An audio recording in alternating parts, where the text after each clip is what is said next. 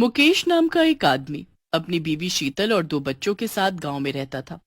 जब इस साल गांव में बारिश नहीं हुई तो सूखा पड़ गया और सारी फसल बर्बाद हो गई। अरे शीतल, देखो ना, सारी फसल तो सूख गई है। मुझे कुछ भी समझ में नहीं आ रहा है कि इस बार हम घर कैसे चलाएंगे। हाँ जी, बात तो सच में बहुत परेशानी की है। आखिर हम बिना फसल बेचे कैसे अपना घर चलाएंगे? दोनों बच्चे तो भूखे मर जाएंगे। नहीं नहीं, हमें कुछ तो करना ही पड़ेगा। मैंने सुना है कि गांव के बाकी के आदमी शहर जा रहे हैं काम ढूंढने। क्यों ना मैं भी उनके साथ ही चला जाऊं। अरे तुम क्या कहीं के बैरिस्टर हो जो शहर जाते ही तुम्हें नौकरी देने के लिए लोग पीछे पीछे घूमेंगे?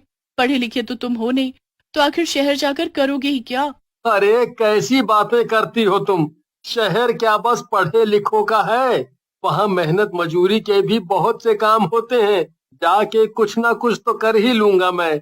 अरे इतना तो कमा ही लूंगा कि अपने बच्चों को भूखा मरने से बचा लूं। अच्छा, अगर ऐसा ही है तो ठीक है, जाओ एक बार कोशिश करके ही देख लो। अगले दिन मुकेश अपना सामान बांध के शहर की तरफ निकल पड़ता है। शहर पहुंचकर वो कुछ दिन तो रेलवे स्टेशन पर ही सोता है क्योंकि उसे कोई काम ही नहीं मिल पाता। पर एक दिन एक आदमी उसे मिलता है।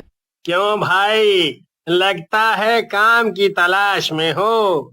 हाँ हाँ भैया, बड़ा परेशान हूँ। कुछ भी काम हो अगर आपकी नजर में तो मुझे बता दो। अच्छा, तो कुछ भी काम करने को तैयार हो? अरे अरे भैया, कुछ भी मतलब ईमानदारी का काम करूंगा। कोई गलत काम नहीं करूंगा। अरे हाँ हाँ, बिल्कुल ईमानदारी का काम है। चलो मेरे साथ। फिर वो आदमी मुकेश को लेकर एक बड़ी सी बिल्डिंग के पास जाता है। देखो, ये एक बहुत पुरानी बिल्डिंग है। कुछ ही दिनों में इसे गिराकर यहाँ एक बड़ा सा मॉल बनाया जाएगा। तो जब तक इसे गिराया नहीं जाता, तुम्हें यहाँ ही देखभाल करनी है। और हाँ, ज्यादा सवाल जवाब नहीं करने हैं। और यहाँ किसी से बातचीत तो बिल्कुल भी नहीं करनी है। बस खाली चौकीदारी करनी है। हम्म। अरे हाँ हाँ भैया, आप एकदम बेफिक्र हो जाइए। मैं अच्छे से संभाल लूंगा सब। फिर अगले ही दिन से मुकेश काम पर लग जाता है। दिन भर वो आराम से बिल्डिंग की चौकीदारी करता है और रात को वहीं अपना डेरा डालकर सोने की तैयारी करता है। जैसे ही वो सोने वाला था, उसकी आंख अचानक से किसी की आहट से खुल जाती है। अरे, ये किसकी आहट है? यहाँ तो दूर दूर तक कोई नहीं आता जाता। तभी मुकेश को एक बहुत ही मनमोहक औरत अपनी तरफ आते हुए दिखाई देती है। मुकेश उसको देखकर कुछ पल के लिए खो सा जाता है। फिर वो खुद को संभालता है और उससे पूछता है। अरे मैडम, कौन है आप और यहाँ क्या कर रही हैं? वो भी इतनी रात गए? मेरा नाम ईशा है। दरअसल मेरा घर यहीं पास में है। मैं दिन भर ऑफिस में रहती हूँ ना, इसलिए लेट घर आती हूँ। शायद इसीलिए आपने मुझे दिन में कभी देखा नहीं। अच्छा, वो सब तो ठीक है, पर आप यहाँ क्यों आई हैं? हाँ, वो मैंने आपको यहाँ देखा तो मुझे लगा कि आपसे चाय पानी पूछ लूं। आप दिन भर यहाँ की रखवाली करते हुए थक गए होंगे ना। मुकेश को बहुत अच्छा लगा कि गांव से इतनी दूर किसी को उसकी फिक्र तो हुई। जब से वो शहर आया था तब से बहुत अकेला अकेला सा महसूस करने लगा था। ऐसे किसी ने उसका हाल पूछा तो उसे बड़ा सुकून मिला। अरे आप चिंता मत करिए, मैं बिल्कुल ठीक हूँ मैडम।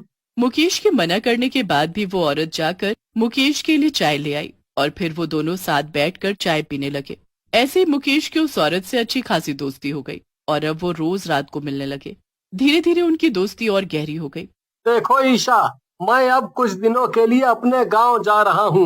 मुझे शहर में आए पूरा 1 महीना हो गया है और मैं घर नहीं गया हूँ।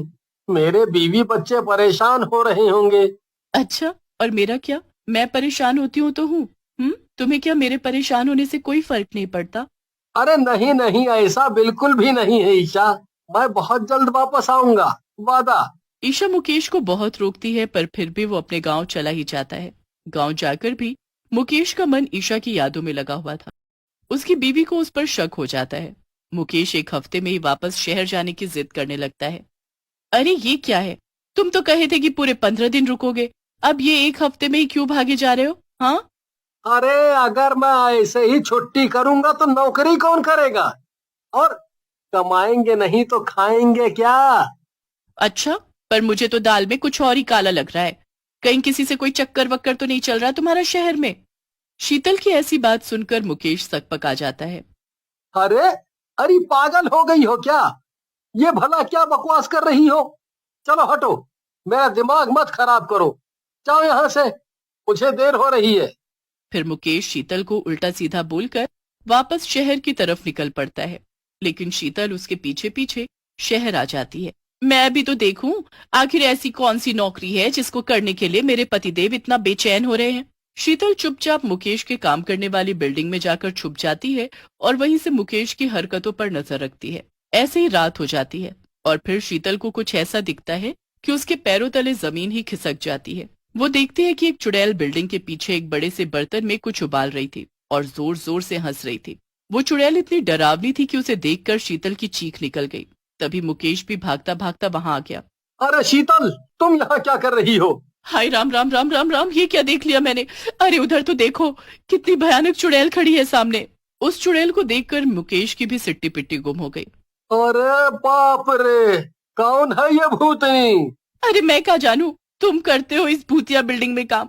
तुम बताओ कौन है ये? मैं तो यहाँ तुम पर नजर रखने आई थी कि कहीं तुम्हारा किसी से चक्कर वक्कर तो नहीं चल रहा। अरे तब तो बिल्कुल सही जगह आई है, क्योंकि इसका चक्कर तो मुझसे ही चल रहा है। क्या? हे भगवान! अरे पागल आदमी, तुमने भूतनी से चक्कर चला लिया। अरे तुम्हारा दिमाग खराब हो गया है क्या? क्या मैं पागल हो गया हूँ जो ऐसा करूंगा? अरे नहीं मुकेश, मैं वही हूँ, तुम्हारी ईशा, जिससे तुम रोज रात देर तक बातें करते थे। क्या? तो तू भूतनी है? हाँ, और मैं इसी बिल्डिंग में रहती हूँ, इसलिए कोई इस बिल्डिंग में रहने नहीं आता और इसे गिराने वाले हैं। मेरी आत्मा को शांति नहीं मिली है और मैं सालों से यहाँ भटक रही हूँ। जब तक कोई मेरे लिए अपनी जान की बलि नहीं चढ़ाता, तब तक मुझे शांति नहीं मिलेगी। फिर तू यहाँ आया और तुझे मैं अच्छी लगने लगी। मैं रोज तुझे ये चाय पिलाती थी जिसमें मेरा जादू टोना था, ताकि तू धीरे धीरे मेरे वश में आ जाए और मैं तेरी बलि चढ़ा दूं। जैसे ही तू मेरे वश में आने वाला था, तूने गांव जाने की जिद पकड़ ली, लेकिन अब तू वापस आ गया है ना, अब मैं तुझे मारकर मुक्ति पालूंगी। अरे चुड़ैल, तेरे ये इरादे थे? वाह वाह वाह, तो तुमने एक चुड़ैल के साथ अफेयर किया। बहुत बढ़िया, बहुत बढ़िया, मरो अब। अरे कैसी बातें कर रही हो शीतल, मुझे इससे बचाओ, ये मुझे मार डालेगी। हाँ तो मारती है तो मार दे, मुझे क्या, आखिर तुमने मुझे धोखा ही तो दिया है। अब तुझे कौन बचाएगा मुझसे? चुड़ैल और मुकेश का ध्यान आपस में भटका के शीतल धीरे से चुड़ैल के पीछे जाती है और अपने पास से भगवान की शक्तियों वाली भभूत निकालकर उसके ऊपर फेंक देती है। इससे वो चुड़ैल भयंकर आग में जलने लगती है। अरे ये तूने क्या किया? मुझे जला दिया। थोड़ी देर में वो चुड़ैल जलकर राख हो जाती है। अरे ये तुमने कैसे किया शीतल? अरे ये पूजा की भभूत तो मैं इसलिए लेकर आई थी कि इससे तुम्हारी सब बुरी शक्तियों से रक्षा होगी, लेकिन मैंने नहीं सोचा था कि ये इस चुड़ैल को मारने के काम आ जाएगी। मुझे माफ कर दो शीतल, मैंने अपनी जिंदगी का सबसे बड़ा सबक सीख लिया है। मैं अब ऐसी गलती दोबारा कभी नहीं करूंगा। हाँ।